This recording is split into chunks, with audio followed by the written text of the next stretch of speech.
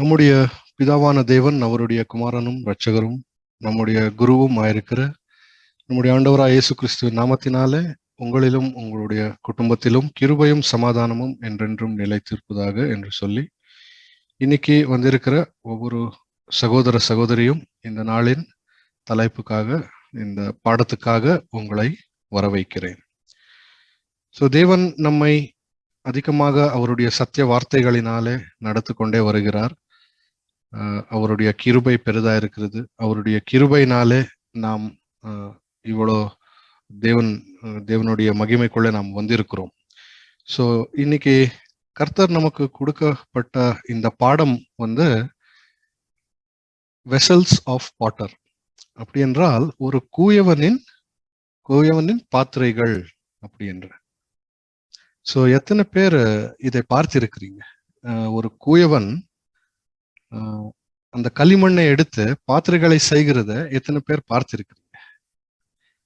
கரெக்டா. இன்னைக்கு நாம நகரத்துக்குள்ள போனா இப்படிப்பட்ட ஒரு காரியங்கள் நாம் பார்க்க முடியாது. ஏன்னா எல்லாம் இண்டஸ்ட்ரீஸ் ஆயிடுச்சு, எல்லாம் அட்வான்ஸ் டெக்னாலஜி வந்துச்சு. ஆனா இந்த ஊர்க்கடைக்கு நம்ம போனா இந்த களிமண்ணை எடுத்து அந்த களிமண்ணினால நல்ல நல்ல ஒரு பாத்திரைகளை செய்வாங்க. இது இன்னைக்கு கூட ஆக்டிவா தானே இருக்கு. அப்படி நாம் பார்க்கும்போது தேவன் என்ன சொல்றாரு என்று நாம் நம்முடைய ஆதார வசனத்தை மறுபடியும் ஒரு வாட்டி வாசித்து அதை பார்க்கலாம். மிதியிட்ட ஒரே களிமண்ணினாலே குயவன் ஒரு பாத்திரத்தை கனமான காரியத்துக்கும் ஒரு பாத்திரத்தை கனவீனமான காரியத்திற்கும் பண்ணுகிறதற்கு மண்ணின் மேல் அவனுக்கு அதிகாரம் இல்லையோ? பார்த்தீங்களா? இது எப்படி என்றால் கர்த்தர் ஒரு கேள்வி கேட்கிறார். கடைசியில கொஸ்டின் மார்க் இருக்கு. கர்த்தர் என்ன கேட்கிறார்? ஒரு கனமுள்ள காரியத்துக்கும் நான் யூஸ் பண்றேன், கனவீனமான காரியத்துக்கும் யூஸ் பண்றேன். அப்படி என்றால் ஒரு ஹானர்டு ஒரு ரெஸ்பெக்ட் இருக்கும், இன்னொரு ரெஸ்பெக்ட் இல்லாதது டிஸ்ஹானர்டு ஒரு காரியமும் இதுல இருக்கும் அப்படி என்று கர்த்தர் இங்க சொல்லுகிறார். ஸோ முதலாவது நாம் பார்க்கும்போது ஏன் கர்த்தர் இப்படிப்பட்ட ஒரு உதாரணத்தை கொடுக்கிறார்? தம்மை தாமே அவர் ஒரு கூயவனின் போல அவர் சொல்லுகிறார். அதை அடையாளம் எடுத்து தேவன் அது ஏன் சொல்றார் என்றால், முதலாவது தேவன் எப்படி என்றால் அவர் தம்மை தாமே வெளிப்படுத்துகிறார். நாம தேவனை தெரிந்து கொள்ளணும், அதிகமாக தேவனை பத்தி தெரிந்து கொள்ளணும். ஏனென்றால் நாம எப்படி இருக்கிறோம்? மாம்சத்தில இருக்கிறோம். மாம்சத்தில இருக்கிறதுனால நாம் தேவனை பார்க்க முடியுமா? ஆகாது. அவர் வானத்தையும் பூமியும் உண்டாக்கின தேவன், சூரியனை உண்டாக்கின தேவன். அவரை நம் மாம்சத்தில பார்க்க முடியாது. ஆனா அவர் என்னத்தை விரும்புகிறார் என்றால், அவர் நாம தேவனை நன்றாய் தெரிந்து கொள்ளணும் என்று அவர் விரும்புகிறார். ஏனென்றால் நாம் தேவனை தெரிந்து கொண்டால், தேவனுடைய கேரக்டர், தேவனுடைய குணாதிசயங்களை நாம் தெரிந்து கொண்டால் மட்டும்தான் நாம் தேவனை நேசிக்க முடியும். அவருடைய வல்லமைகள் நாம் தெரிந்து கொள்ள முடியும். அவர் எப்படி ஒரு அற்புதங்கள் நம்முடைய வாழ்க்கையில செய்கிறார் என்று நாம் தெரிந்து கொள்ள முடியும். ஸோ எல்லாத்துக்கும் மூலமாய் தேவன் எப்படிப்பட்டவர், தேவனுடைய வல்லமை எப்படி, தேவனுடைய குணாதிசயங்கள் எப்படி, அது நாம் தெரிந்து கொள்ளணும். அது தெரிந்து கொள்றதுக்காக ஒரே ஒரு நம்ம கிட்ட என்ன இருக்கு? தேவனுடைய வசனம் தான் இருக்கு. அந்த வசனத்துக்குள்ள தேவன் என்ன கொடுக்கிறார்? அதிகமாக உதாரணங்களை கொடுக்கிறார். ஸோ நாம பார்க்கும்போது இந்த களிமண்ணினால இந்த பாத்திரைகளை செய்கிற இந்த ஒரு வேலை இருக்கும் இல்லையா, இது எந்த ஒரு கிராஃப்ட் கிடையாது. இன்னைக்கு என்ன ஆயிடுச்சு, நீங்க ஏதாவது ரெசார்ட்டுக்கு போனா இல்ல 5 ஸ்டார் ஹோட்டலுக்கு போனா ஒரு டேபிள் மேல இந்த ஒரு மோட்டார் வச்சிருப்பாங்க. அந்த மோட்டார் மேல கொஞ்சம் களிமண்ணை போட்டு ஒரு கப்பு செய்யுங்க, அப்படியெல்லாம் ஒரு ஆர்ட் மாதிரி சொல்றாங்க. ஆனா இது ஆர்ட் இல்ல கிராஃப்ட் கிடையாது. இது ஒரு உண்மையான வேலை. இந்த வேலை செஞ்சு ஒரு சம்பாதிக்கிற வேலை. அன்னைக்கு இருந்த 1000 வருஷத்துக்கு முன்னாடி இருந்த இந்த வேலை இன்னைக்கு கூட இப்படிதான் இருக்கு. நீங்க வேற மாதிரி இந்த ஒரு களிமண்ணினால பார்த்து செய்யவே முடியாது. பார்த்தீங்களா? எவ்வளோ இப்போ நாம பார்க்கும்போது எவ்வளோ ஃபேக்டரிகள் வந்திருக்கு, எவ்வளோ டெக்னாலஜி வந்திருக்கு, ஆர்டிபிஷியல் இன்டெலிஜென்ஸ் எல்லாமே வந்திருக்கு. ஆனால் தேவன் சொன்ன இந்த ஒரு வேலை, இந்த கூயவன் வேலை 2000 வருஷத்திலிருந்தும் அப்படியே இருக்கு. இன்னைக்கு கூட அப்படியே இருக்கு. நம்ம பார்க்கும்போது அந்த களிமண்ணுடைய குவாலிட்டி கொஞ்சம் நல்லா இருக்கலாம், அந்த சக்கரம் திருகும் இல்லையா, அது வந்து அதுக்கு ஒரு மோட்டர் ஃபிட் பண்ணிக்கலாம். ஆனா அந்த ஃபவுண்டேஷன், அந்த கான்செப்ட் வந்து இன்னைக்கு கூட அப்படிதான் இருக்கு. நம்ம பார்க்கும்போது அந்த காலத்திலும் ஜெருசலேம் நகரத்துல ஃபர்ஸ்ட் நீங்க என்ட்ரான உடனே, அந்த ஜெருசலேம் கேட்குள்ள வந்த உடனேயே ஃபர்ஸ்ட் இருந்ததே என்ன, இந்த கூயவனின் வீடு. அந்த கூயவனின் வீடு, அந்த ஷாப்ஸ் எல்லாம் வந்து ஜெருசலேம் கேட்குள்ள ஃபர்ஸ்ட் அதுதான் இருந்தது. அதற்கப்புறம் தான் நீங்க நகரத்துக்குள்ள போனா வேற தானியங்கள், எண்ணெய், மாம்சம் எல்லாமே அப்புறம் தான் வரும். ஸோ நம்ம பார்க்கும்போது இது வந்து அந்த காலத்தில மிகுந்த ஒரு பெரிய ஒரு வேலையாய் இருந்தது. ஸோ எத்தனை பேர் கூயவனின் வீடை பார்த்திருக்கிறீங்க? ஒரு கூயவன் வந்து இந்த பாத்திரங்களை செய்யறான் களிமண்ணால. அவனுடைய வீடு நீங்க பார்த்தீங்களா பின்னாடி அப்படியே ஒரு ரேக்ல எல்லாமே வச்சிருப்பான். ஒரு ஃப்ளவர் வாஸ் வச்சிருப்பான், ஒரு பாத்திரை வச்சிருப்பான், ஒரு கப்பு வச்சிருப்பான், ஒரு பிளேட் வச்சிருப்பான். வெரைட்டி களிமண்ணினால அவன் என்ன செஞ்சிருப்பான், அழகா அந்த ரேக்ல வச்சிருப்பான். இதை வந்து நம்முடைய ரசல் பிரதர் என்னதுக்கு சொல்றார் என்றால், இது வந்து தேவனுடைய ராஜ்யம். இது கூயவனின் வீடு வந்து தேவனுடைய ராஜ்யம். அந்த தேவனுடைய ராஜ்யத்தில நம்முடைய ஆண்டவர் இயேசு கிறிஸ்து என்ன செய்யறார், களிமண்ணினாலே செஞ்ச பாத்திரைகளை அந்த அந்த வீட்டுல வச்சிருப்பார். ஸோ ஒரு டிஃப்ரெண்டான வெரைட்டி. இன்னைக்கே நீங்க இங்க பார்த்தா எப்படி நமக்கு வெரைட்டி இருக்கும். நீங்க பாருங்க, இப்போ இங்க பிரதர் ஒரு ஐடி செய்யறாரு, அவர் வந்து எம்சி பண்றாரு, அங்க பின்னாடி வந்து வசனத்தை வாசிக்கிறாரு. இங்கேயே 4-5 பேர்ல 4-5 வெரைட்டி வந்துச்சு. ஸோ தேவன் நமக்கு எப்படிப்பட்ட ஒரு தகுதி இருக்கோ, நமக்கு எப்படிப்பட்ட ஒரு டேலண்ட் இருக்கோ, அதன் மூலமாய் தான் அவர் அப்படி அந்த வீடுல அந்த பாத்திரைகளை நாம் பார்க்க முடியும். ஸோ அது வந்து இது வந்து நம்முடைய கூயவன் என்றால் நம்முடைய ஆண்டவராய் இயேசு கிறிஸ்து. நாம் எல்லாருக்குமே நல்லவா தெரியும், கூயவனின் கையில் களிமண் நான் என்ற பாட்டை நாம் பாடியிருக்கிறோம் இல்லையா? சரி, இப்ப அடுத்தது வந்து களிமண். எத்தனை பேர் களிமண்ணை பார்த்திருக்கிறீங்க? சின்ன வயசுல களிமண்ணோட இந்த கேம்ஸ் ஏதாவது ஆடி இருக்கிறீங்க? எல்லாமே ஆடி இருக்கிறீங்க இல்லையா? எல்லாருக்குமே தெரியும். ஆனா இந்த களிமண் எப்படி உருவாகும் பூமியில என்று யாருக்காவது தெரியுமா?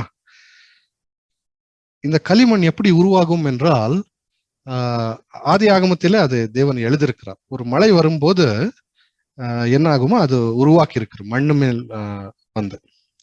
சோ ஆதி ஆகமம் 2ஆம் அதிகாரம் 6ஆம் வசனம் நினைக்கிறேன்.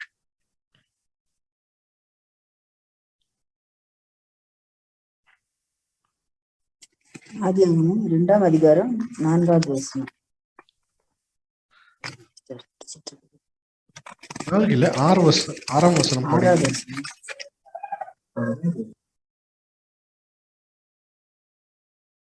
அப்பொழுது மூடு பனி பூமியிலிருந்து எழும்பி பூமியை எல்லாம் நினைத்தது. பார்த்தீங்களா?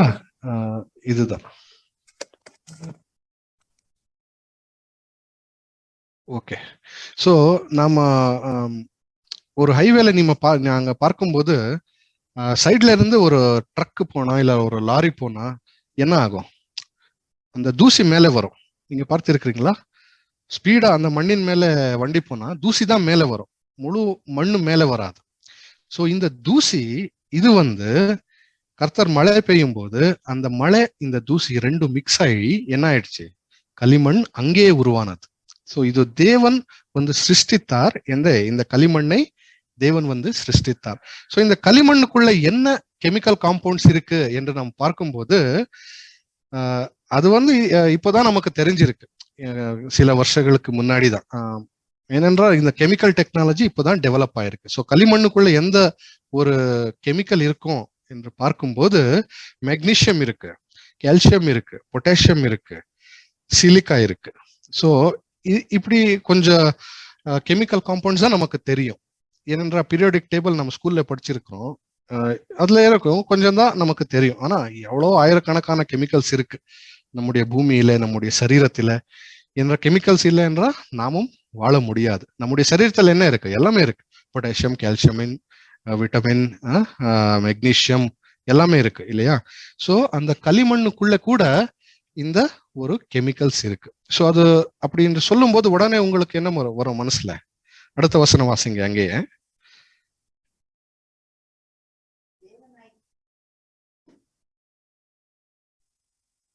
தேவனாகிய கர்த்தர் மனுஷனை பூமியின் மண்ணினாலே உருவாக்கி ஜீவ சுவாசத்தை அவர் நாசியிலே ஊதினார். மனுஷன் ஜீவாத்மாவானான்.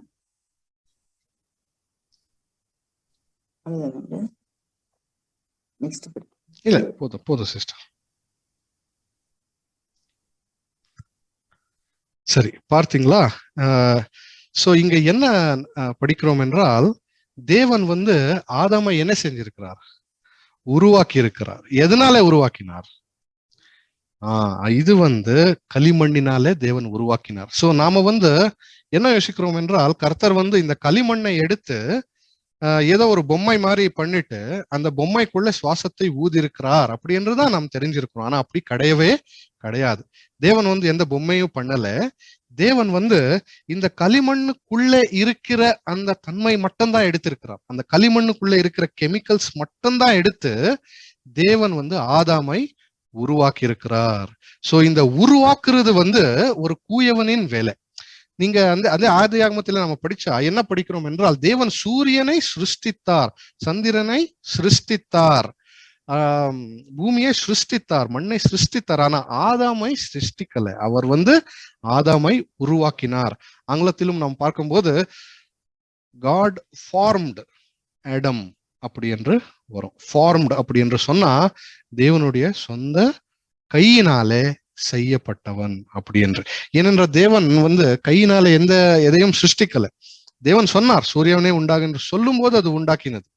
தேவன் எல்லாத்தையும் சிருஷ்டித்தார், அவருடைய வல்லமையினால சிருஷ்டித்தார். ஆனா ஆதாமை அவருடைய சொந்த சாயலால, அவருடைய கையால அந்த மண்ணுக்குள்ள இருக்கிற எந்த கெமிக்கல்ஸ் எடுத்து ஆதாமை சிருஷ்டித்தார். அப்ப ஆதாம் எப்படி இருந்தா நாம யோசிக்க முடியுமா? அவர் வந்து பரிபூர்ண மனுஷன், 100% ஹியூமன். இன்னைக்கு வந்து நம்முடைய சரீரம் எப்படி இருக்கு? 2000 வருஷத்துக்கு அப்புறம் நம்ம சரீரம் வந்து 5% தான் நாம் இருக்கிறோம். 5%ல நமக்கு இருக்கிற இந்த ஸ்கின்னு, இந்த கலரு, இந்த ஒரு வல்லமை அவ்வளவுதான் நாம இருக்க முடியும். ஆனா ஆதாமை பார்க்கும்போது அவர் வந்து 100%ஆ இருந்தாங்க. எந்த குறைவும் இல்லை, ஒரு குறைவு இல்லை அவருடைய சரீரத்துல. 100% ஹியூமன். அவர் வந்து தண்ணி குடிக்கும் போது அவர் கழுத்திலிருந்து நீர் கீழே போகுது பார்க்கலாம். அவ்வளவா அவருடைய விண் சரீரம் வந்து அவ்வளவா அழகாய் இருந்தது. அவ்வளவா அற்புதமாய் ஆதாமை தேவன் உருவாக்கிட்டார். சோ நீங்க இங்க பாருங்க, இன்னைக்கு கூட எவ்வளோ டெக்னாலஜி வந்துச்சு. ஆனா நம்ம வந்து நம்முடைய சரீரத்துல இருக்கிற இந்த அவயவங்களை நம்ம ரீப்ளேஸ் பண்ண முடியல. ரத்தத்தை வந்து லேப்ல சிருஷ்டிக்க முடியுமா? நம்ம எலும்பு இருக்கு, எலும்பை வந்து நாம சிருஷ்டிக்க முடியுமா? கிடையவே கிடையாது. அது வந்து எவ்வளவோ நாம ரிசர்ச் பண்ணாலும் அது பண்ண முடியாது. இன்னைக்கு கூட என்ன சொல்றாங்க? பிளட்டை டொனேட் பண்ணுங்க அப்படி என்று சொல்றாங்க. கரெக்டா? கிட்னியை வந்து டிரான்ஸ்பிளான்ட். இப்போ ஒருத்தனுக்கு கிட்னி ஃபெயிலியர் ஆயிடுச்சா அந்த கிட்னியை நாம லேப்ல தயார் பண்ணி போட முடியாது. இல்ல மாடோடைய கிட்னி எடுத்து போட முடியாது இல்லையா? கரெக்ட் இல்லையா? இன்னொரு மனுஷன கிட்னி எடுத்து டிரான்ஸ்பிளான்ட் பண்றாங்க. கரெக்டா? சோ அதுதான் தேவன் வந்து ஆதாமை உருவாக்கி இருக்கிறார். தேவன் சிருஷ்டித்தது எல்லாவையும் நாம இன்னைக்கு கூட சிருஷ்டிக்கலாம். இந்த என்ன டெக்னாலஜி இருக்கு, ஒரு சேர் இருக்கு, ஒரு பிளாஸ்டிக் இருக்கு, வுட் இருக்கு, எல்லாமே நம்ம சிருஷ்டிக்கலாம், அதை பண்ணலாம். ஆனா தேவன் உருவாக்கின அந்த மனுஷனை மட்டும்தான் நம்ம என்ன பண்ண முடியாது, டூப்ளிகேட் பண்ண முடியாது. சோ இந்த 2 வசனத்தை நாம் படிக்கும்போது நமக்கு நன்றா தெரியும், நம்முடைய ஆண்டவராய் இயேசு கிறிஸ்து தான் உண்மையான ஒரு குயவன். அப்ப குயவனின் கையில் களிமண் என்றால் யார்? அந்த களிமண் மனுஷன், நாம தான். இப்ப வெறும் கிறிஸ்தவர்கள் மட்டும்தான் தேவனுடைய கையில களிமண்ணா இருக்கிறாங்களா? தேவன் வந்து முழு மனுகுலத்தை அவர் நேசிக்கிறார். அவர் வந்து நாம் இம்ப்ரெஸ் பண்ண முடியாது. இப்ப நாம வந்து உபவாசித்து நாம நல்லா ஜபித்து தேவனுக்காக ஊழியம் செஞ்சு எவ்வளவு செஞ்சாலும் தேவனை இம்ப்ரெஸ் பண்ண முடியாது. ஏனென்றால் அவர் ஆல்ரெடி நம்ம மேல் இம்ப்ரெஸ் ஆயிருக்கிறார். அவருக்கு நான் இப்படி செஞ்சா அவர் என்னை அதிகமாய் நேசிப்பாரோ என்று நாம யோசிக்க முடியாது. ஏனென்றால் அவருடைய அன்புக்கு ஆழம் இல்ல, எதுவுமே இல்லை. கரெக்டா? அவருடைய அன்பு வந்து சேம்.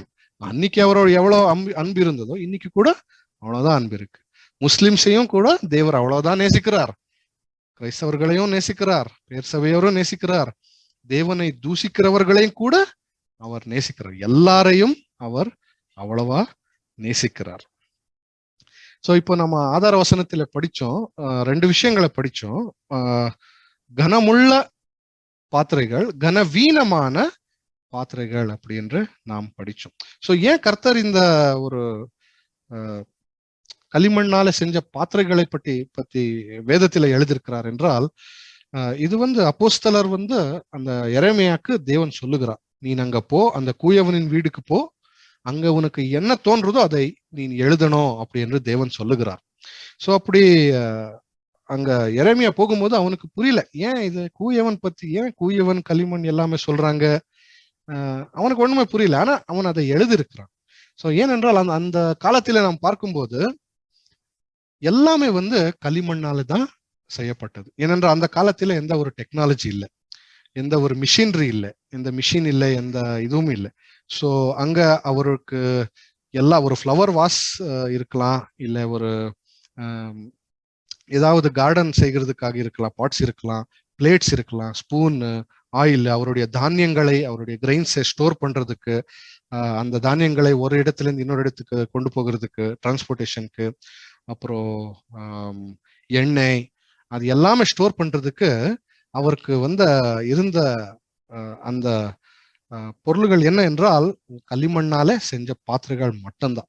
ஸோ அதனால்தான் கர்த்தர் என்ன சொல்றாரு, இந்த ஒரு களிமண்ணின் பாத்திரைகளை ஆதாரமாக அவர் எடுக்கிறார்.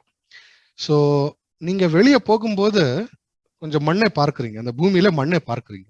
அந்த மண்ணுக்குள்ள களிமண் இருக்கா இல்லையா உங்களுக்கு தெரியுமா? கண்டிப்பா நமக்கு தெரியவே தெரியாது. ஆனா அது யாருக்கு தெரியும்? கூயவனுக்கு கண்டிப்பா தெரியும். அவனுக்கு இருக்கிற எக்ஸ்பீரியன்ஸ், அந்த பூமிக்கு போன உடனேயே அவன் சொல்லிடான், அங்க களிமண் இருக்கு, இங்க களிமண் இருக்கு, அந்த பக்கம் களிமண் இருக்கு. அந்த பார்த்த உடனேயே அந்த கூயவனுக்கு மட்டும்தான் அந்த களிமண்ணு தெரியும். அதுதான் தேவனுக்கு இது எதற்கு அடையாளமா இருக்கு. கூயவன் நம்முடைய ஆண்டவரை இயேசு கிறிஸ்து நம்மை பார்த்த உடனே அவருக்கு தெரியும். நம்ம எப்ப பார்க்கிறாரு? தாயின் கர்ப்பத்திலே அவர் நம்மை பார்க்கிறார். அவருக்கு எல்லாமே தெரியும். கரெக்டா? அவர் நம்முடைய இதயத்தின் ஆழத்தின் சிந்தைகள், நம்முடைய தாட்ஸ் எல்லாமே தெரியும் அவருக்கு. இப்போ நாம் என்ன இன்டென்ட்டோடு செய்யறோம், வெளியே சிரிக்கிறோம், உள்ள என்னத்தை யோசிக்கிறோம்? இவன் என்னப்பா இங்க இருக்கிறான் அப்படி என்று யோசிக்கிறோம். ஏன் வந்தா இவனுக்கு அப்படி என்று நாம் யோசிக்கிறோம். ஆனா அதை தேவன் பார்க்கிறார். தேவனுக்கு எல்லாமே தெரியும். சோ இது ஒரு பாத்திரை செய்யணும், ஒரு களிமண்ணால் ஒரு பாத்திரை செய்யணும் என்றால் ஃபர்ஸ்ட் என்ன செய்யறான் கூயவன்? அவனுடைய மைண்ட்ல, அவனுடைய மனசுல அந்த பிளான் வரும்.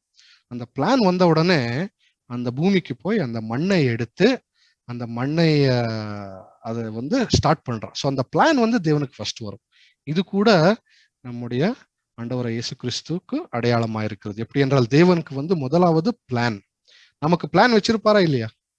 எப்படியாவது நீங்க போங்க, நான் இருப்பேன் அப்படி என்று சொல்றாரா? இல்ல. அவர் நமக்காக ஒரு பிளான் வச்சிருப்பார். நீங்க தான் பிறக்கணும், இந்த ஸ்கூலுக்கு தான் போகணும், இப்படிதான் நீ வரணும். அந்த பிளான்குள்ள அவர் நமக்கு சகாயம் செய்வார். நாம் பயப்படுகிற அவசியமே இல்லை. ஏனென்றால் அந்த ஒரு அண்டர்ஸ்டாண்டிங் நமக்குள்ளே வரணும். நாம வெளியே இல்ல, தேவனுடைய கையில இருக்கிறோம்.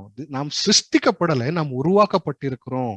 நாம் தேவனுடைய கையில இருக்கும்போது நாம் பயப்படக்கூடாது, எதற்கும் பயப்படக்கூடாது. ஏன்னா தேவனுக்கு அறியாமல் நமக்கு ஏதாவது ஆகுமா? இந்த வியாதி வந்துடுச்சு, அது தேவனுக்கு தெரியாதா?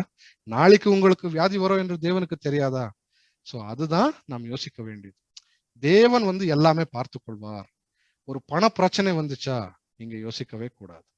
எந்த ஒரு பிரச்சனை, எனக்கு ஒரு பெரிய பிரச்சனை வந்துச்சு ஆபீஸ்ல, அப்ப நான் என்ன செஞ்சுட்டேன்? பிரேயர் செஞ்சு நல்லா தூங்கிட்டேன். எந்த பிரச்சனை இல்லை, எல்லாம் தேவன் பார்த்து கொள்வார். அடுத்த நாள் எழுந்து பார்க்கும்போது எல்லாம் தானாகவே சால்வ் ஆயிடுச்சு. ஸோ இப்படிப்பட்ட நிறைய ஒரு அற்புதங்கள் தேவன் நம்முடைய வாழ்க்கை செய்கிறார். ஆனா நம்முடைய மனசுல என்ன இருக்கணும்? எல்லாமே தேவன் எல்லாமே தேவன் பார்க்கிறான், எனக்கு எந்த பயமும் இல்லை. அப்படிப்பட்ட ஒரு வைராக்கியத்தின் ஆலோசனைகள் நமக்கு இருக்கணும். சரி, அப்படி இன்னும் பார்க்கும்போது இந்த காரியத்துக்குள்ள நம்ம போகலாம். ஏனென்றால் தேவன் வந்து இந்த களிமண்ணின் காரியத்துக்குள்ள நிறைய விஷயங்களை வச்சிருப்பார். ஏன்னா சும்மா அவர் வந்து ஏதோ தானோ இந்த உதாரணத்தை கொடுக்கறது இல்லை. அவர் உதாரணத்தை கொடுக்கும்போது அது ரொம்ப ஆக்யூரேட்டா இருக்கு. நம்ம பார்த்தோம், இது வந்து 2000 வருஷம் ஆனாலும் இன்னைக்கு கூட ஊர்ல போனா நம்ம கூயவனை பார்க்கலாம். இன்னைக்கு கூட இந்த டெக்னாலஜி இருக்கு, சேம் இருக்கு என்று நம்ம யோசிக்கும் போது நம்ம யோசிக்கலாம், தேவன் எப்படிப்பட்ட ஒரு பிளான் பண்ணியிருப்பார் அப்படி என்று. சோ இந்த களிமண்ணை செய்யும் போது தேவன் என்ன செய்யறாரு? கால்குலேட் பண்றாரு, எவ்வளோ அகலமா இருக்கணும், எவ்வளவு நீளமா இருக்கணும், அதற்குள்ள எவ்வளவு திக்னஸ் இருக்கணும் அப்படி என்று. ஏன் அப்படி பிளான் செய்யறாரு என்றால் அது உடைந்து போகக்கூடாது. உடைந்து போனா என்ன ஆகும்? கெட்டு போயிடும், வேஸ்ட் ஆயிடும்.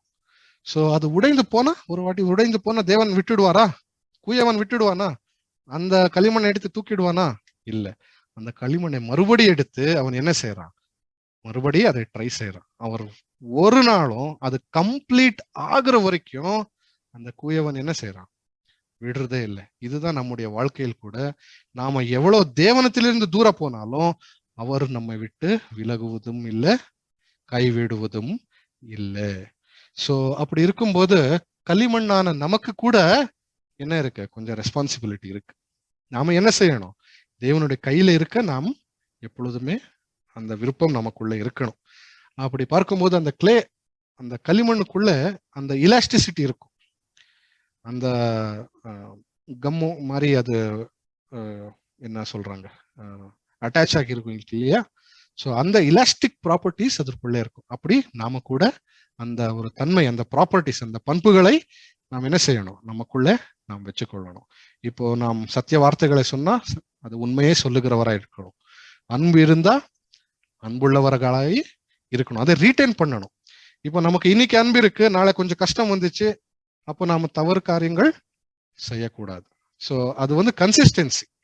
இன்னைக்கு எப்படி இருக்கிறோமோ அப்படியே நாளைக்கு கூட இருக்கணும். இப்போ நீங்க ஒரு 2 வருஷத்துக்கு முன்னாடி எப்படி இருந்தீங்க, இப்போ எப்படி இருக்கீங்க?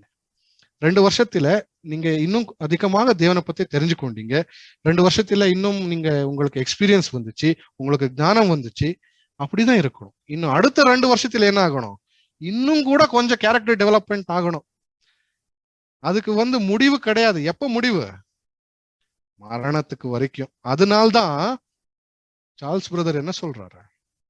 நாம ஸ்டூடெண்ட்ஸ் உலக மூலமாய் ஸ்டூடெண்ட்ஸ் எப்போ காலேஜ் முடிச்ச உடனே அவர் ஸ்டூடெண்ட் கிடையாது, அது உலக பிரகாரமா. ஆனா சார்ல்ஸ் பிரதர் சொல்றார், நாம் எல்லாருமே வந்து அவர் கூட வந்து நம்ம ஸ்டூடெண்ட்ஸ் என்றால் கடைசி வரைக்கும் நம்ம வந்து டெவலப்மெண்ட், அதுல வாய்ப்பு கண்டிப்பா நமக்கு இருக்கு என்று நாம் பார்க்கிறோம். அடுத்தது வந்து மிகவும் முக்கியமான ஒரு காரியம். களிமண்ணை எடுத்து அந்த குயவன் அந்த பாத்திரம் செய்கிறதுக்கு முன்னாடி ஒரு காரியத்தை செய்வான். அதை வந்து என்ன தெரியுமா? மிதிக்கிறது. அந்த களிமண்ணை எடுத்து, அந்த களிமண் பண்டை எடுத்து என்ன செய்யறான்? காலால நல்லா மிதிக்கணும். அதை வந்து இப்போ நம்ம சப்பாத்தி செய்யறோம் வீட்டுல, அதுல வந்து எப்படி செய்யணும்? நல்லா கையில மிதிக்கிறோம். அது வந்து களிமண்ணை வந்து கையில இல்லை, காலில் மிதிக்கிறது. காலில் மிதிக்கிறான் அந்த குயவன் வந்து. அதுக்கு வந்து ஆதார வசனத்தை வாசிங்க. ஐசாயா 41 அதிகாரம் 25 வசனம். ஏசாயா எழுதின சுவிசேஷம் 41:25. நான் வடக்கே இருந்து ஒருவனை எழும்ப பண்ணுவேன், அவன் வருவான். சூரியோதய திசையிலிருந்து என் நாமத்தை தொழுது கொள்ளுவான். அவன் வந்து அதிபதிகளை சேற்றை போலவும் குயவன் களிமண்ணை மிதிப்பது போலவும் மிதிப்பான். பார்த்தீங்களா?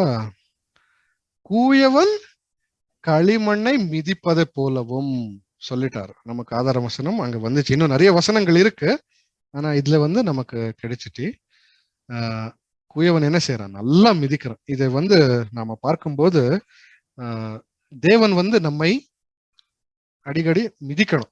அது ஏன் மிதிக்கிறார் என்றால் அன்னைக்கு கொஞ்சம் சோதனைகளை அவர் அனுமதிக்கிறார். இப்போ ஒரு குழந்தை கீழே விட்டால் என்ன ஆகும்? நடக்க முடியாது.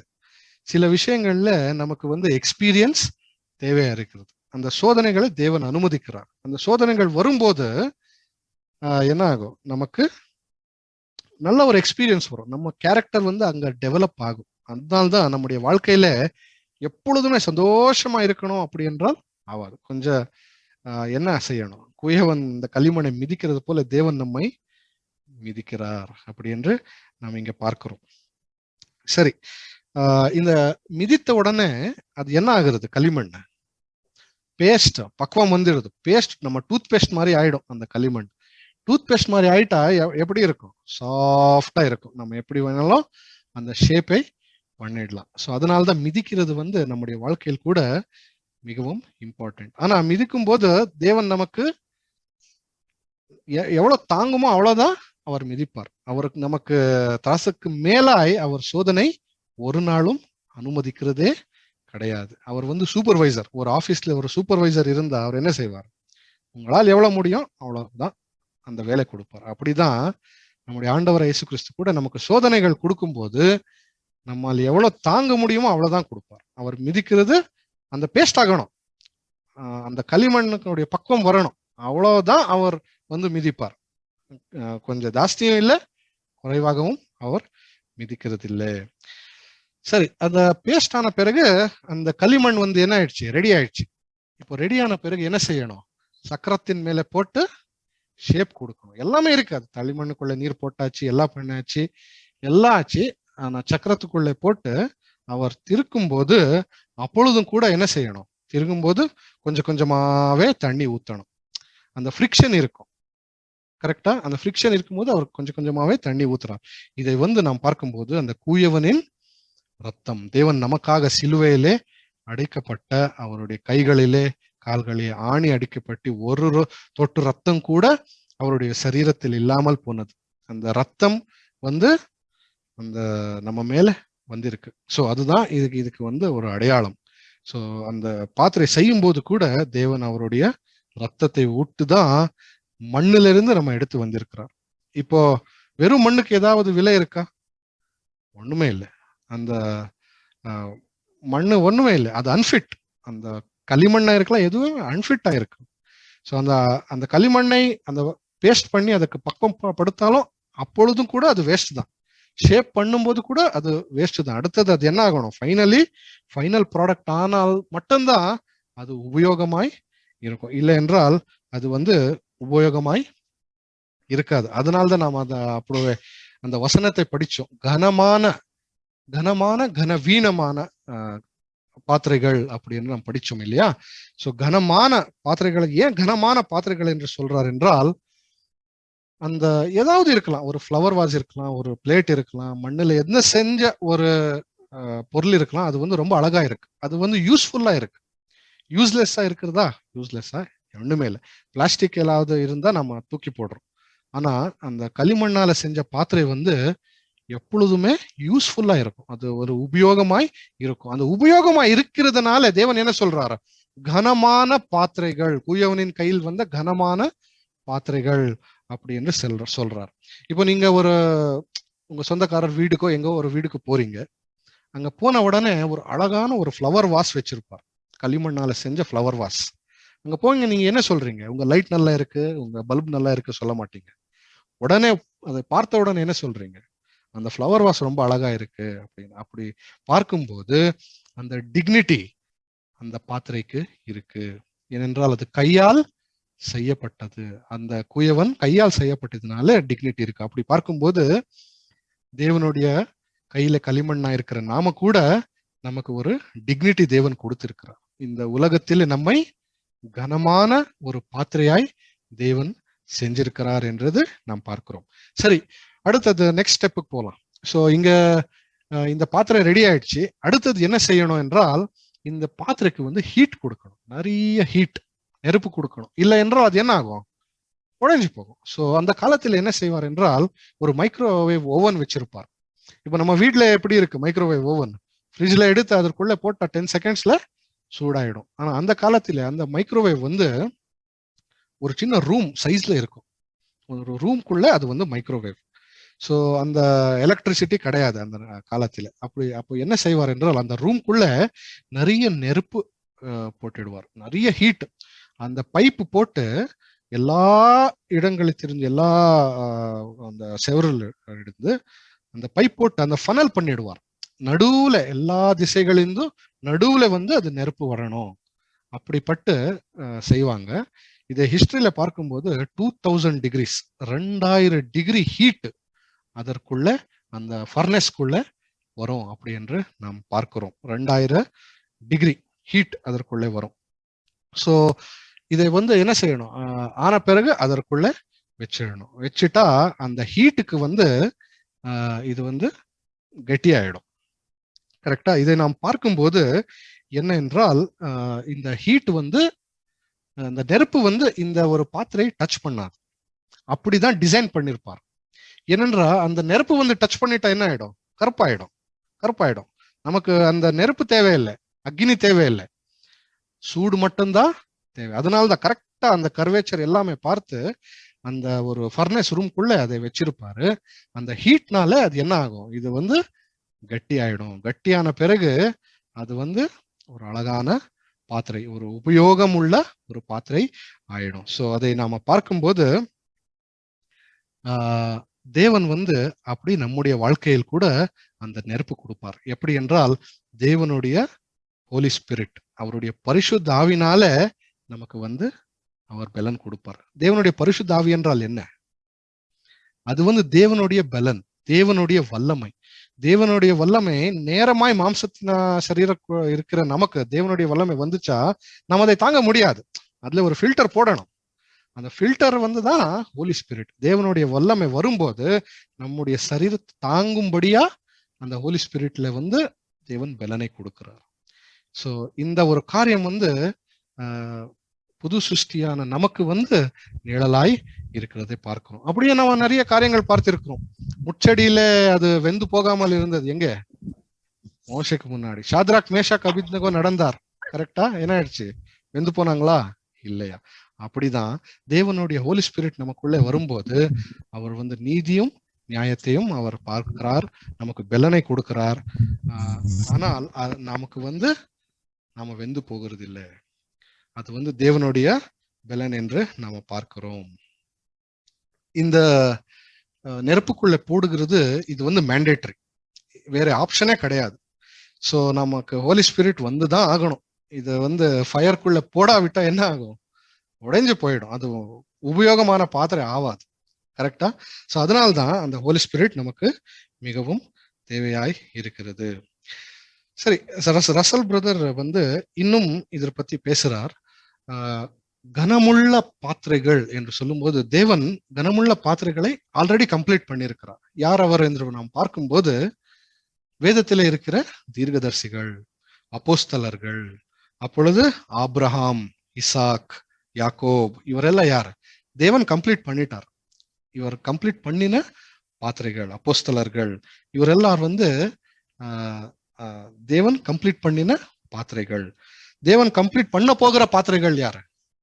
வேதத்துல நாம் பார்க்கும்போது தேவன் இன்னும் அடுத்தது அவருடைய ராஜ்யத்துக்காக ஆயத்தமாய் நம்மை செய்யறார். நாம் இன்னும் என்னவா இருக்கிறோம்? இன்னும் களிமண் ஸ்டேஜ்ல தான் இருக்கிறோம். பாத்திரையே கம்ப்ளீட் ஆகலை நமக்கு, இல்லையா? சோ நாம வந்து ரசல் பிரதர் சொன்ன மாதிரி கிறிஸ்தேசுவின் சரீரம், கிறிஸ்தேசுவின் சரீரமாக போகிற நாம் எல்லாருமே வந்து அந்த தேவன் ஒரு உபயோகமான பாத்திரையாய் செய்ய போகிறார். அப்படியே சிறுமந்தை கூட இது தேவன் கனப்பட்ட ஒரு காரியம். அப்படியே மனவாட்டு ஆகிய சபை கூட தேவனுடைய பாத்திரையா இருக்கிறது. கடைசியாய் 1,40,000. இது வந்துதான் மிகவும் முக்கியமானது. இப்போ நீங்க ஒரு ஷோரூம்க்கு போறீங்க. ஒரு ஷோரூம்ல போனா எனக்கு இந்த ஷோரூம்ல இருக்கிற ஒரு நல்ல ப்ராடக்டை நீங்க காமிங்க அப்படின்னு சொன்னா அவன் என்ன செய்வான்? அந்த ஷோரூம்ல இருக்கிற விலையுள்ள அதிகமாக எக்ஸ்பென்சிவ் ப்ராடக்டை வந்து உங்களுக்கு காமிச்சிடும். கரெக்டா? நாம அப்படிதான் இருக்கணும். இதுதான் 1,40,000. கோடிக்கணக்கான ஜனங்கள் இருந்தாலும் அந்த ஷோரூம்ல பெஸ்ட் ப்ராடக்ட் யாரு? 1,44,000 தான். இந்த நம்பர் எவ்வளவு வந்து இருக்கு எனக்கு தெரியாது. 1,00,000 ரீச் ஆயிருக்குமோ நான் யோசிக்கிறேன். ஆனா அதுக்கு நமக்கு ஆதாரம் இல்லை. கரெக்டா? அது 1,44,000 கம்ப்ளீட் ஆயிடுச்சா அப்போ என்ன ஸ்டார்ட் ஆகும்? மகா மகா உபதிரத்தின் காலம் எல்லாமே வந்துடும். ஸோ அது இன்னும் நமக்கு வாய்ப்பு இருக்கு. ஸோ இந்த களிமண்ணு தேவன் செய்யும் போது நாம் என்ன செய்யணும்? தேவன் மேல முழுமையாய் நம்பிக்கையா இருக்கணும். ஸோ தேவனுடைய ப்ராமிசஸ், தேவனுடைய வாக்கு தத்தங்கள், தேவன் இந்த களிமண்ணை செய்யும் போது அவருக்கு ரூல்ஸ் இருக்கு. தேவன் ரூல்ஸ் இருக்கு. குயவனுக்கு அவன் அப்படிதான் செய்வான். அவன் எந்த ஒரு மிக்சர் எதுவுமே செய்யறது இல்லை. அந்த களிமண்ணுக்கு வேற இன்னைக்கு என்ன செய்யறான்? இன்னைக்கு களிமண்ணால செஞ்ச பாத்திரம் என்று சொல்லி மோசம் செஞ்சிடுவான். கான்கிரீட்ல செய்யறாங்க, களிமண்ணால செய்கிறது இல்லை. ஸோ அப்படியெல்லாம் மோசம் செஞ்சிருக்கான். ஆனா தேவன் அப்படி ஒரு நாளும் செய்ய மாட்டார். தேவனுடைய ப்ராமிசஸ், தேவனுடைய அந்த வாக்கு தத்தங்கள் இந்த மண்ணு மேல் அது அப்ளை ஆகும் என்று கூட நாம் படிக்கிறோம். சோ அடுத்தது ஜக்காரியா ஒரு வசனம் வாசிங்க.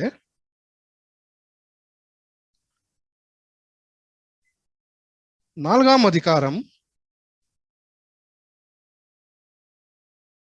6ஆம் வசனம்.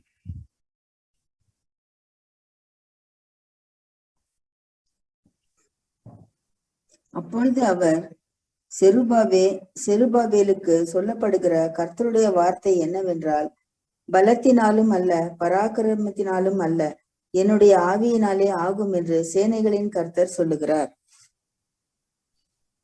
பார்த்தீங்களா எவ்வளவு பெரிய ஒரு வசனம் என்று. இப்போ நாம் எவ்வளவோ ஞானத்தை பெற்றாலும் நாம தேவனுக்கு போதிக்க முடியுமா? தேவன் ஏன் எனக்கு இப்படி செஞ்சிட்டீங்க, எனக்கு ஏன் இப்படிப்பட்ட ஒரு ஷேப் கொடுத்தீங்க, எனக்கு ஏன் இப்படி நீங்க செஞ்சிட்டீங்க என்று அந்த களிமண் குயவனை கேட்க முடியுமா? கண்டிப்பா முடியாது. அந்த களிமண்ணை என்ன செய்யணும்? அக்செப்ட் பண்ணிடணும். தேவன் என்ன கொடுக்குறாரோ அதை அக்செப்ட் பண்ணிடணும். இப்போ தேவன் என்னை ஃப்ளவர் வாஸை மாற்றிச்சா நான் அதை அக்செப்ட் பண்ணணும். இப்போ மனோஜ் பிரதரை ஒரு பிளேட்டு, கார்த்திக் பிரதர் ஒரு ஸ்பூன் பண்ணிட்டால் கூட அந்த களிமண்ணிலான செஞ்சப்பட்ட பாத்திரையா நாம என்ன செய்யணும்? அக்செப்ட் பண்ணணும். நாம் தேவனுக்கு போதிக்க முடியாது. நம்முடைய தேவன் எவ்வளவு பெரிய தேவன் என்று நாம் தெரிந்து கொள்ளணும். அவருடைய பிளான் ஆதியிலே அவர் நமக்காக பிளான் பண்ணிட்டார். மனுஷனை உருவாக்குறதுக்கு முன்னே அவருடைய பிளான் என்ன செய்யணும், எப்படி செய்யணும், நெக்ஸ்ட் ராஜ்யத்திலே மனுஷர்களை எப்படி மீட் எடுக்கணும், எப்படி அந்த ரேன்சமை கொடுக்கணும், எல்லாமே அவருடைய திட்டத்திலே பிளான் பண்ணி வச்சிருக்கிறார். ஸோ அதனால்தான் நாம் என்ன செய்ய முடியாது? தேவனுக்கு கம்ப்ளைண்ட் பண்ணவே முடியாது. என்ன தேவா இப்படி ஆயிடுச்சு, என்ன வாழ்க்கையில இப்படி ஆயிடுச்சு, பணம் போயிடுச்சு, அது போயிடுச்சு, இங்க வந்துச்சு, அந்த வியாதி வந்துடுச்சு, நம்ம கம்ப்ளைண்ட் பண்ண முடியுமா? ஒரு நாளும் கம்ப்ளைண்ட் பண்ண முடியாது. ஏன்னா தேவன் நமக்கு நல்லதையே கொடுத்திருக்கிறார். அடுத்தது அங்க வசனத்துல நாம் பார்க்கும்போது என்னத்தை படிக்கிறோம் என்றால், தேவன் அவர் என்ன சொல்றாருன்னா, என்னுடைய பலத்தினால் அல்ல, பராக்கிரமத்தினாலும் அல்ல, என்னுடைய ஆவினாலே நான் உன்னை செய்கிறேன் அப்படி என்று சொல்றார். இப்ப தேவனுடைய பலன் அவர் காட்டுட்டா நாம் என்ன செய்ய முடியும்? இப்ப நாம ஒரு சின்ன ஆண்ட் இல்ல ஒரு ஏதோ ஒரு சின்ன இது இருக்கு, அதுக்கு முன்பாக போய் நாம் சொல்ல முடியுமா எனக்கு பலன் இருக்கு என்று? தேவனுக்கு எவ்வளவு பலன் இருக்கு என்று நாம் யோசிக்கவே முடியாது. அவரை பார்த்ததும் இல்லை, அவரை கண்டவரும் இல்லை, அவரை அறிந்தவரும் இல்லை, தெரிந்தவரும் இல்லை, யாருமே இல்லை. நாம் பிரயாசப்படுறோம், அவ்வளவுதான். அவ்வளவு தேவன் பலன் இருக்கு. அதனால்தான் தேவன் என்ன சொல்றாரு? என்னுடைய பலத்தினாலும் அல்ல, பராக்கிரமத்தினாலும் அல்ல, என்னுடைய ஆவினாலே நான் உங்களை உருவாக்குறேன், உங்களை கனமுள்ள பாத்திரையாய் நான் பண்றேன் அப்படி என்று சொல்றார். அப்படி பார்க்கும்போது தேவனுடைய அன்பு, தேவனுடைய அந்த சாக்ரிஃபைஸ், அந்த பலி, அதுதான் எவ்வளவு பெரியது என்று நாம் பார்க்கிறோம். ஸோ தேவன் இந்த பாத்திரைகளை ஏன் இப்படி செய்யறார் என்றால், நமக்காக நம்ம கேரக்டர் டெவலப் ஆகணும். இப்ப நம்மை அவருடைய வரப்போகிற ராஜ்யத்துக்காக தான் ஆயத்தப்பட்டிருக்கிறார். அதனால்தான் இந்த குயவன் களிமண்ணுடைய உதாரணத்தை தேவன் கொடுக்கிறார். சோ அப்படிதான் நம்ம பார்க்கிறோம். மறுபடி நம்முடைய ஆதார வசனத்தை நாம் ஒரு வாட்டி வாசிக்கலாம். ரோமர் எழுதின சுவிசேஷம் 9ஆம் அதிகாரம் 21ஆம் வசனம்.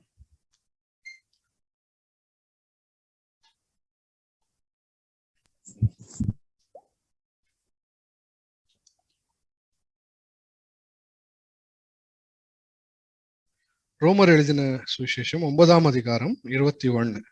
மிதியிட்ட ஒரே களிமண்ணினாலே குயவன் ஒரு பாத்திரத்தை கனமான காரியத்துக்கும் ஒரு பாத்திரத்தை கனவீனமான காரியத்திற்கும் பண்ணுகிறதற்கு மண்ணின் மேல் அவனுக்கு அதிகாரம் இல்லையோ? இங்க கனமுள்ள பாத்திரைகள் என்றால் நாம் எல்லாம் என்று நாம் தெரிந்து கொண்டோம்.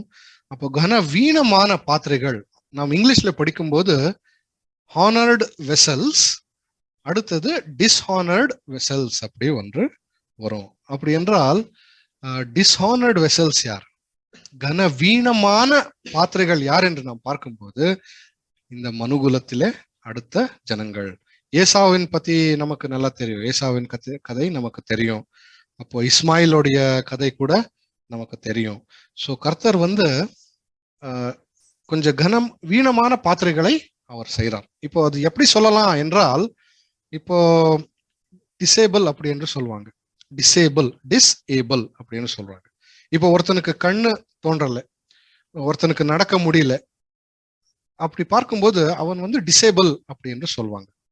டிசேபிள் அப்படி என்று சொன்னா டிஸ் என்று சொல்லும்போது டிஃப்ரெண்ட் ஸ்பெஷல் ஏபிள்ட் அப்படி என்று. இப்போ ஒருத்தருக்கு மரியாதை கொடுக்குறோம், ரெஸ்பெக்ட் கொடுக்குறோம், இன்னொருத்தருக்கு அவ்வளோ ரெஸ்பெக்ட் கொடுக்க மாட்டோம். இப்போ ஒரு போலீஸ்காரன் வந்துட்டா நம்ம என்ன செய்யறோம், கால் மேல் காலை வச்சு உட்கார்ந்த முடியுமா? உடனே எழுந்து நின்று வணக்கம் சார் என்று சொல்லணும். அது ஒரு மரியாதை. இப்போ இன்னொரு வேலைக்காரன் வந்துட்டா நாம என்ன செய்யறோம், அவ்வளோ மரியாதை கொடுக்கறது. அது டிஸ்ரெஸ்பெக்ட். ஆனா அவரை மரியாதை இல்லாம பேசுகிறது அது வேற. ஸோ அதுதான் இங்க சொல்றார் தேவனுடைய வசனம், அப்படிதான் இங்க சொல்றது. டிஸ்ஏபிள், டிஸ்ரெஸ்பெக்ட் என்றால் different and special, different and specially abled அப்படி என்று. ஸோ அந்த டிரான்ஸ்லேஷன்ல அப்படிதான் வரும். கனமான பாத்திரைகள் என்றால் நாம எல்லாமே, கனவீனமான பாத்திரைகள் என்றால் புறஜாத்தியவர்கள், மற்ற ஜாத்தியவர்கள், பாவம் செஞ்சவர், அவர் எல்லாரையும் தேவன் அங்க சொல்றார். ஸோ இப்படிதான் இந்த கூயவன் இப்படிதான் இந்த மண்ணை எப்படி மீட்டெடுக்கிறாரோ அப்படிதான் தேவன் நம்மையும் மீட்டெடுக்கிறார் என்று நாம பார்க்கிறோம். வெளிப்பாடு 5ஆம் அதிகாரம் 13ஆன வசனம் ஒரு வாட்டி படிங்க.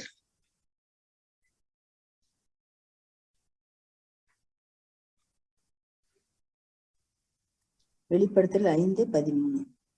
அப்பொழுது வானத்திலும் பூமியில் கீழ் இருக்கிற சிருஷ்டிகள் யாவும், சமுத்திரத்தில் உள்ளவைகளும் அவற்றில் அடங்கிய வஸ்துக்கள் யாவும், சிங்காசனத்தின் மேல் வீற்றிருக்கிறவரும் ஆட்டுக்குட்டியானவருக்கும் ஸ்தோத்திரமும் கனமும் மகிமையும் வல்லமையும் சதா காலங்களிலும் உண்டாவதாக என்று சொல்ல கேட்டேன். பார்த்தீங்களா? கனமும் மகிமையும் வல்லமையும் சதா காலத்திலும் இருக்கிறது கேட்டேன். இதுதான் தேவனுடைய பிளான். சிம்பிளாய் சொல்லணும் என்றால், தேவன் நம்முடைய பாத்திரையை, கனமுள்ள பாத்திரையை செஞ்சிட்ட உடனே அது என்ன ஆகும், அடுத்தது ஷெல்ஃப்ல அவர் வச்சிடுவார், அவருடைய ராஜ்யத்தில நம்மை வச்சிடுவார். அது என்ன ஆகும், நெக்ஸ்ட் கனமும் மகிமை வல்லமை சதா காலம். இப்போ தேவன் சதா காலம் என்று சொல்லிட்டா அதுக்கு முடிவே இல்லை. அதுதான் தேவன் இங்க சொல்றார். சரி, அடுத்த ஒரு விஷயத்துக்கு போலாம். இப்போ இது ஒரு களிமண்ணால செஞ்ச ஒரு பாத்திரை. அது உடைந்து போகுமா இல்லையா? தேவன் நம்மை உருவாக்கினார் என்றால் அது உடைந்து போகிறதுக்கு வாய்ப்பே கிடையக்கூடாது.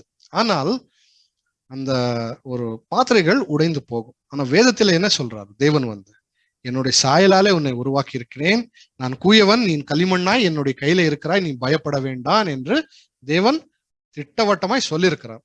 ஆனா வேதத்தில இந்த பாத்திரைகள் உடைந்து போகிறது பத்தி கூட நிறைய விஷயங்கள் எழுதியிருக்கிறார். இது என்ன என்று நாம் இன்னைக்கு தெரிந்து கொள்ள போகிறோம். கரெக்டா? சோ ஒரு ஒரிஜினல் இருந்தா இன்னொரு டூப்ளிகேட் இருக்கும். கரெக்டா?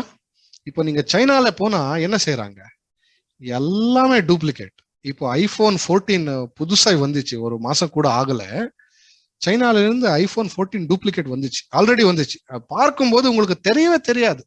இப்போ ஒரு ஷூவா இருக்கலாம், ஒரு கம்ப்யூட்டர் இருக்கலாம், எந்த ஒரு பொருள் இருக்கலாம், அதுக்கு ஒரு டூப்ளிகேட் சைனால இருந்து கண்டிப்பா வந்துடும். ஸோ ஒரு ஒரிஜினல் இருந்தா டூப்ளிகேட் கண்டிப்பா அங்க இருக்கு. ஸோ ஒரிஜினல் நம்முடைய குயவன், நம்முடைய ஆண்டவராய் இயேசு கிறிஸ்து ஒரிஜினல். தேவனுக்கு ஒரு காப்பி பண்றதுக்கு அங்க டூப்ளிகேட் இருக்கிறாரா இல்லையா? மனுஷர்களில நாம் பார்க்கும் போது டூப்ளிகேட் அப்போஸ்தலர்கள் இருக்கிறாரா இல்லையா? இப்போ அப்போஸ்தலர், உண்மையான அப்போஸ்தலர் எங்க இருக்கிறார்? வேதத்தில மட்டும்தான். வேதத்தின் வெளியே வந்து அவர் யாருமே அப்போஸ்தலர் கிடையவே கிடையாது. ஆனா சிலர் வந்து என்ன சொல்றாங்க, நான் அப்போஸ்தல், நான் வந்து தியாலஜி படிச்சிருக்கிறேன், நான் வந்து பைபிள் எக்ஸ்பர்ட், பைபிள் ஸ்காலர், இப்படி எல்லாம் சொல்றாங்க. அவரெல்லாம் வந்து யாரு? டூப்ளிகேட் தான். சோ தேவன் வந்து அதுதான் இங்க சொல்றாரு. சோ நாம ஆங்கிலத்துல படிக்கும் போது என்ன வரும் என்றால் த பாட்டர் அப்படி என்று வரும். பாட் செய்கிறவர் பாட்டர். த பாட்டர் என்று வரும்போது அது ஆண்டவராய் இயேசு கிறிஸ்து என்று நாம் தெரிந்து கொள்ளணும். A potter, he is a potter என்று சொன்னால் அது வந்து உலகத்திலே இருக்கிற குயவன். உண்மையான தேவன் அவர் வந்து குயவனா இருக்கிறார். உலகத்திலும் கூட பிசாசானவன் என்ன செய்யறான்? ஒரு கூயவனின் போல அவன் கூட களிமண்ணினாலே அந்த பாத்திரைகளை செய்கிறதை நாம பார்க்கிறோம். சோ தேவன் வந்து நம்முடைய தேவன் வந்து அன்புள்ள, தயவுள்ள, மகிமையுள்ள தேவன். ஆனால் இந்த உலகத்தின் கூயவன் வந்து எப்படிப்பட்ட பாத்திரைகளை செய்யறான்? எங்க செய்யறான்? இப்ப நீங்க டூப்ளிகேட்டை பார்த்தா எப்படி இருக்கும்? ரொம்ப அழகா இருக்கும், ரொம்ப பியூட்டிஃபுல்லா இருக்கும். இப்போ தேவனுடைய வேதத்துல தேவன் சொன்ன இருக்கிற வார்த்தைக்கும் சட்டத்துல அவருடைய லா அதுல கூட ஒரு வார்த்தைகள் இருக்கும். ரெண்டுக்கும் டிஃபரன்ஸ் இருக்கா இல்லையா? நிறைய டிஃபரன்ஸ் இருக்கு இல்லையா? சோ அப்படியே நான் பார்க்கும்போது இந்த உலகத்தில் இருக்கிற குயவன் அவன் எப்படிப்பட்ட பாத்திரைகளை செய்யறான் என்றால், முதலாவது வந்து பாலிடிக்ஸ் அரசாங்கம். அந்த பாலிடிக்ஸ்ல வந்து அந்த பாத்திரைகளை செய்யறான். ஏன் அப்படி செய்யறான் என்றால், எல்லா வந்து பாலிசி எங்க இருந்து வரும்? சட்டத்திலிருந்து தான் வரும். இப்போ நரேந்திர மோடி வந்து தேசத்தின் பிரதமராக இருக்கிறார். அவரை வந்து பிடிச்சிட்டா என்ன ஆயிடும்? பிசாசுக்கு முழு தேசத்தில எவ்வளவு எப்படி வேணாலும் அப்படி காரியங்கள் அவன் பிசாசானவன் செய்யறான். இன்னைக்கு நாம் பார்க்கும்போது அப்படிதான் இருக்கு. அந்த பக்கம் இந்த ஹொசூர் டோல் தாண்டி அந்த பக்கம் போனா என்ன இருக்கு? இவர் கன்வர்ஷன் செய்கிறார் என்று சொல்லி கிறிஸ்தவர்களுக்கு தொந்தரவு கொடுக்கிறார். சோ அப்படி பார்க்கும்போது இதெல்லாம் எங்க இருந்து வரும்?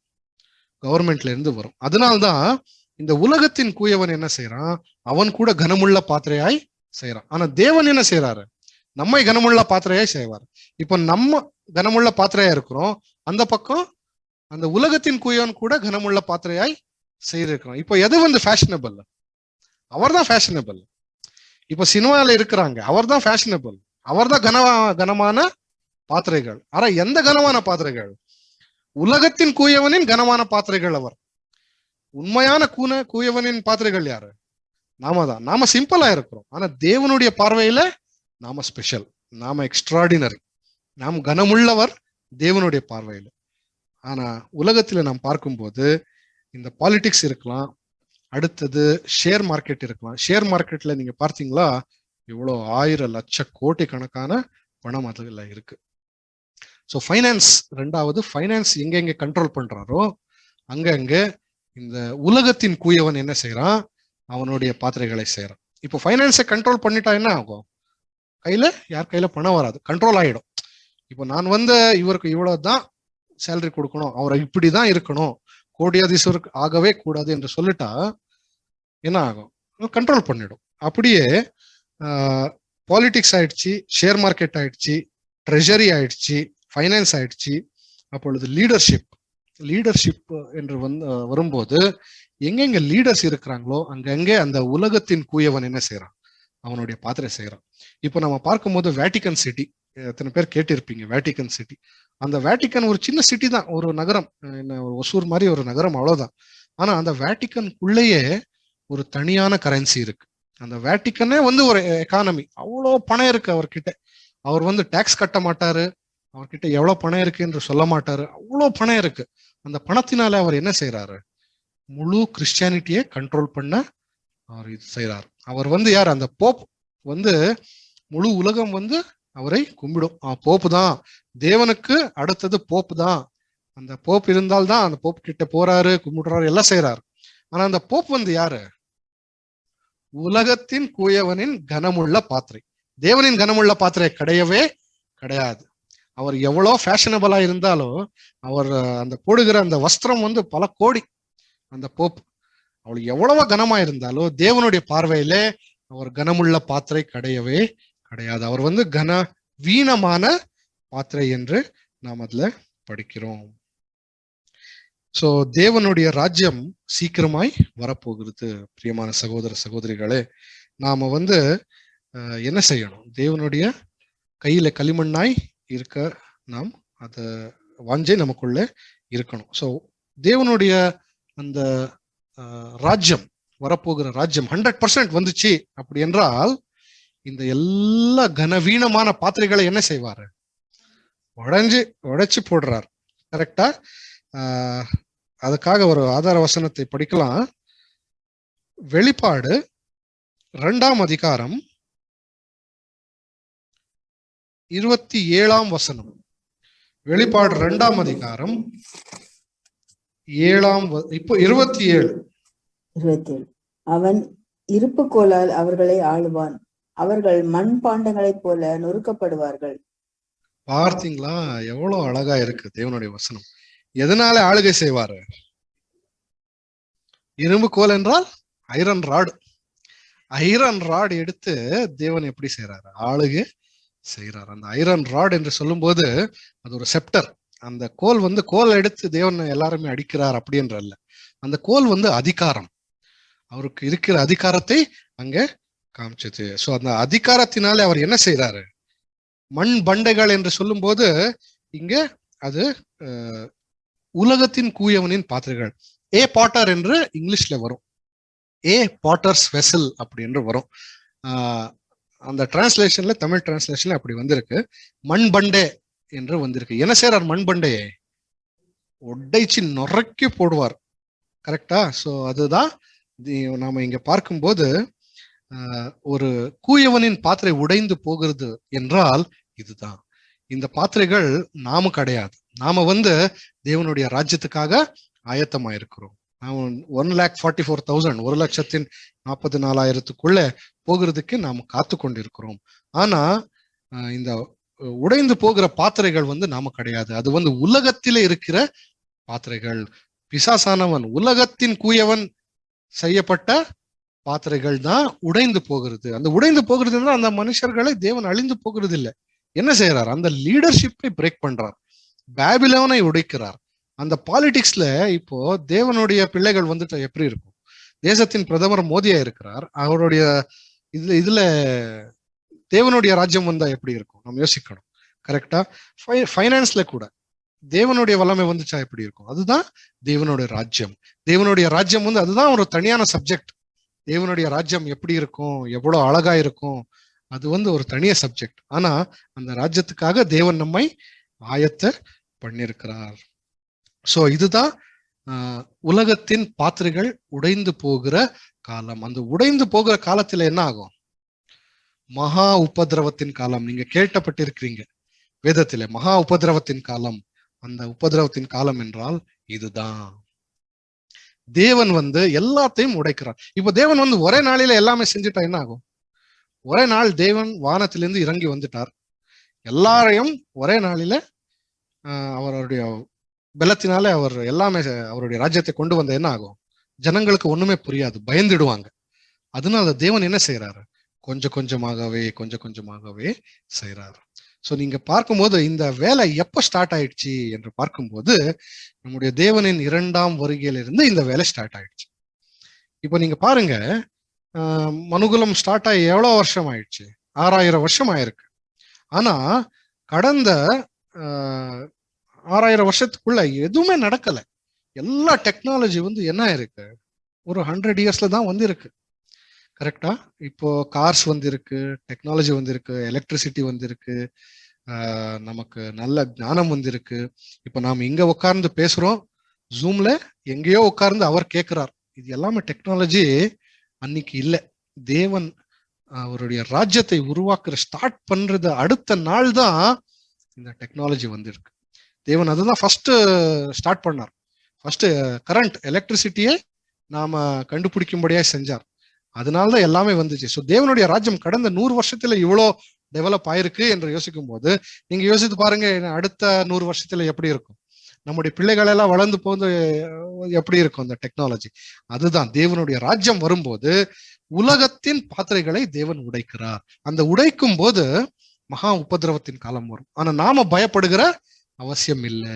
ஏன்னா மகா உபதிரவத்தின் காலத்தில அந்த உலகத்தின் பாத்திரைகள் மட்டும்தான் உடைந்து போகுமே தவிர நாம உடைந்து போகிறது இல்லை. நாம தேவனால் செய்யப்பட்ட பாத்திரைகள் அப்படி என்று நாம படிக்கிறோம். சோ அந்த தேவனுடைய ராஜ்யம் வரும்போது ஒரு அழகான விஷயத்தை நம்முடைய சார்ல்ஸ் பிரதர் சொல்றார். என்ன என்றால், ஃபர்ஸ்ட் என்ன வந்தது? பழைய உடன்படிக்கை.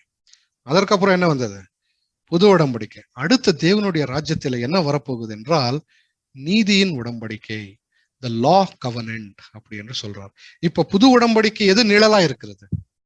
பழைய உடன்படிக்கை நிழலா இருக்குது. அப்போ லா கவனன்ட் வரும்போது, நீதியின் கவனன்ட் வரும்போது, இப்போ இருக்கிற நியூ டெஸ்ட்மெண்ட், இப்போ இருக்கிற புது உடன்படிக்கை நிழலாக போகுது என்ற ஒரு அற்புதமான விஷயத்தை சொல்லுகிறார். பிரியமான சகோதர சகோதரிகளே, சரி, இவ்வளவு விஷயத்தை நாம் தெரிந்து கொண்டோம். இன்னைக்கு நாம் கத்துக்கொண்ட பாடம் என்ன? இதுல நாம் என்ன கத்துக்கொள்றோம் என்றால், முதலாவது களிமண்ணாய் நாம் இருக்கக்கூடாது. அந்த வெறும் களிமண்ணாய் இருக்கக்கூடாது. அந்த களிமண் அன்ஃபிட் கிளே அப்படி என்றால் அது உபயோகம் வராது. அதனால்தான் நம்ம என்ன செய்யணும்? களிமண்ணுக்குள்ள அந்த பண்புகள், அந்த ப்ராப்பர்ட்டிஸ், அந்த இலாஸ்டிசிட்டி எல்லாமே நமக்குள்ள இருக்கணும். அதை நம்ம டெவலப் பண்ணியே போகணும். ஒரு நாள் ஒரு வாட்டி, இன்னொரு நாள் இன்னொரு வாட்டி அப்படி இருக்கக்கூடாது. ஏதாவது ஒரு இடத்துக்கு போனா அவரோடு கலந்து கொள்ளக்கூடாது. இப்போ களிமண் மண்ணோடு கலந்துடுமா? செப்பரேட் ஆயிடும், ஈஸியா செப்பரேட் ஆயிடும். அப்படிதான் நாம இருக்கணும். இப்போ இந்துக்காரர் வீட்டுக்கு போனா அவரை நேசிக்கணும், முஸ்லிம்ஸ் வீட்டுக்கு போனா அவரை நேசிக்கணும். ஆனா அவருடைய கலாச்சாரத்துல நாம் கலந்து கொள்ளக்கூடாது. அப்படி என்று அவருடைய தெய்வங்களை நாம் என்ன செய்யக்கூடாது? அவருடைய கலாச்சாரங்களை நல்லது என்று சொல்லக்கூடாது. ஆனால் அவரை நேசிக்கணும், எல்லாரையும் நேசிக்கணும். உங்களுடைய எதிரிகளையும் என்ன செய்யணும்? நேசிக்கணும். உங்களை யாராவது ஒரு அடிக்க வந்தா நீங்க என்ன செய்யணும்? முதலாவது சாப்பிடுங்க, தண்ணி குடிங்க, அப்ப என்ன அடிங்க. அப்படிப்பட்ட ஒரு மனசு நமக்குள்ளே வரணும் என்று தேவன் இங்க சொல்லுகிறார். சோ அடுத்தது நாம் பயப்படக்கூடாது. ஏனென்றால் அந்த ஒரு விஷயம் நமக்குள்ள வரணும். களிமண் தேவனுடைய கையில இருக்கும்போது எந்த பயமும் இல்லை. அது உடைந்து போனாலும் மறுபடி தேவன் எடுப்பார், நல்ல ஒரு பாத்திரையாய் செய்வார். அதனால்தான் நாம் எதற்கும் பயப்படவே கூடாது. சோ நாம யோசிக்கணும், நாம ஒரு சாதாரணமானவர்கள் அல்ல. நாம யாரு? கனமுள்ள பாத்திரை, உபயோகம் உள்ள பாத்திரைகள் ஆயிருக்கும். உலகத்தில் இருக்கிற பாத்திரைகள் வேற. அது எவ்வளவு கனமா இருந்தாலும் அதற்கு தேவனுடைய பார்வையில கனம் கிடையாது. ஏனென்ற நாம நம்ம தேவன் அந்த ராஜ்யத்துக்காக நம்மை ஆயத்த பண்ணியிருக்கிறார். அதனால்தான் நாம் பிரேயர் செய்யறோம், உம்முடைய ராஜ்யம் வருவதாக, தை கிங்டம் கம் அப்படி என்று சொல்றோம். நிறைய விஷயத்தை நீங்க தெரிஞ்சு கொண்டீர் என்று நான் விசுவாசிக்கிறேன். தேவன் தானே இந்த வசனங்களை ஆசீர்வதிப்பார்கள். எல்லாருக்கும் ஸ்தோத்திரம்.